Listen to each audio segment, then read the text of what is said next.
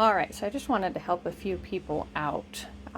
If you own a Whirlpool freezer and your freezer drawer isn't closing all the way, it's a really simple fix. Please excuse my not clean freezer.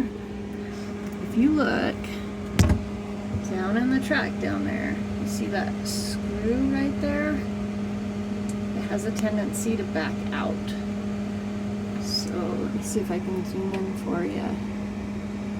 Right there. So those screws will back out and block your drawer from closing. So you just want to make sure, and they don't quite countersink all the way, so don't over tighten them. But if it's not closing, if it's getting stuck, right?